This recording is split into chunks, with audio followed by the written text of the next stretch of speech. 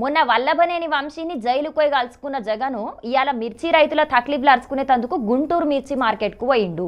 ఈ టూరు కూడా పెద్ద రచనే అయింది.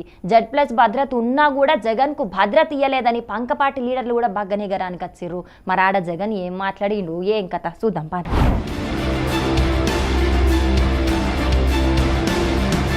రాష్ట్రంలో కూటమి ప్రభుత్వం అధికారంలోకి వచ్చిన తర్వాత అన్నదాతలకు కష్టాలు నష్టాలే మిగులుతున్నాయి. పంటలకు మద్దతు ధర దేవుడెరుగు, కనీసం అమ్ముకుందామన్నా కొనేటోళ్లు లేరు. వైసీపీ ప్రభుత్వంలో 25,000 ధర ఉంటే ఇవాళ 10,000కు పడిపోయింది. ముఖ్యమంత్రి ఆఫీస్కు గుంటూరు మిర్చి యార్డు దగ్గర్లోనే ఉన్నా కూడా రైతులను పట్టించుకున్న పాపాన పోతలేరని సీఎం చంద్రబాబు మీద జగన్ గరానికచ్చిండు.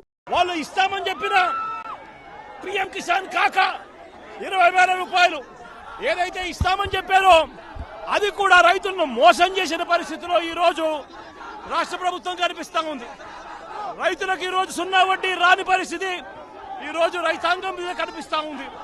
చంద్రబాబు నాయుడు గారు ఇప్పటికైనా కళ్ళు తెరవాలి, గుంటూరు మిర్చి యార్డుకు రావాలి, వచ్చి రైతుల కష్టాలు తెలుసుకొని రైతులకు కనీస గిట్టుబాటు ధర వచ్చే విధంగా రైతుల కోసం చంద్రబాబు నాయుడు గారు గట్టిగా నిలబడకపోతే తీవ్రమైన పరిణామాలుంటాయి.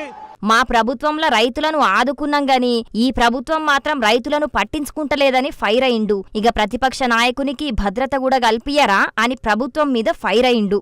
ఒక ప్రతిపక్ష నాయకుడు ఇక్కడికి వస్తున్నాడు అనంటే, రైతులతో మాట్లాడే ప్రయత్నం చేస్తున్నాడు అనంటే కనీసం పోలీసుల భద్రత కూడా చంద్రబాబు నాయుడు గారు ఇవ్వని పరిస్థితి.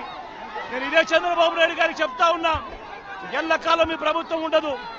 రేపొద్దున ప్రతిపక్షంలో మీరు కూర్చున్నప్పుడు ఇదే మాదిరిగా పోలీసు భద్రత మేము తీసేస్తే ఎలా ఉంటుందో ఒక్కసారి ఆలోచన చేసుకో చంద్రబాబు.